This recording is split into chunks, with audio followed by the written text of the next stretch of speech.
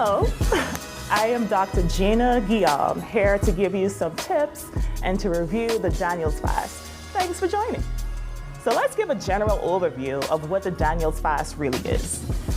In my past experiences, sometimes I did the Daniel's fast and I thought it was a vegan diet, meaning that I just ate fruits, vegetables, anything plant-based, and no dairy. So no meat, no cheese, and that was good. But actually, it's a little bit more involved than that. So let's talk about what you can have, what's good, what's recommended in a Daniel's fast.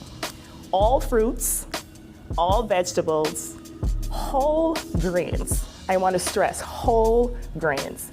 I just want to make sure we understand what that is. Basically, when we are shopping for different foods, specifically our carbohydrates, we call them carbs, such as breads, rice, pasta. These are things that gets broken down into sugar. There are categories of processed foods, processed carbohydrates, and whole carbohydrates. So what that means, basically, is when you have, for instance, your wheat, whole, meaning that it has all of its covering and protective layers still intact. Those protective layers have nutrients and fiber, things that are really good for your body. But when it's processed, you strip those outer layers. So that's why brown rice, for instance, is whole, it's brown, it's thicker in texture. But when it's stripped of that outer covering that has fiber, which is good for our digestive system, when it's stripped of those nutrients, you get white rice. And that white rice can really raise your blood sugar.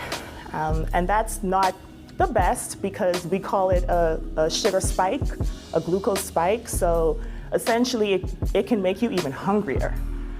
And that's important because many people who eat more white processed foods, they are at a higher risk for diabetes. So in general, whole means those foods that basically still have their protective outer layer around the wheat. That's brown rice, that is quinoa, for instance, and other things. So I just wanted to make that distinction as well. And a way to look at your food to figure out if it's processed or whole is when you look at the back ingredients. If it says anything like enriched, that means it's processed. But if it says whole wheat, you're good. So another thing that you can have that's good and recommended for the Daniel's fast is nuts, legumes as well, and these are all your beans, lentils, kidney beans, black beans, chickpeas. Those are acceptable. Oils are good as well. These are like avocado, olive oil. And then beverages is water. That's another acceptable part of the Daniel's fast, and also herbs and spices. What's not recommended in the Daniel's fast, again, is a little bit more involved than many people think.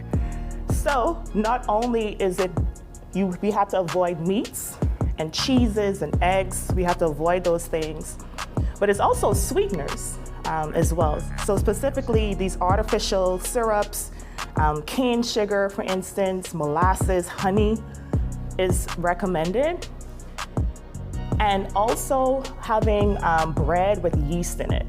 That's what tripped me up in the past. That is also part of the Daniel's fast, so trying not to get any like baked goods. Even whole wheat bread, sorry to break it to you, it's not a part of the fast, but you can have bread that doesn't have yeast in it, so perhaps something like a flat tortilla or flat bread is recommended, that's whole. Avoiding all deep fried foods, and also avoiding alcohol, coffee, tea, and energy drinks. So the main beverage in a Daniel's fast is water. Whew, that's a lot. But I wanted to make sure we were all on the same page on what this fast requires.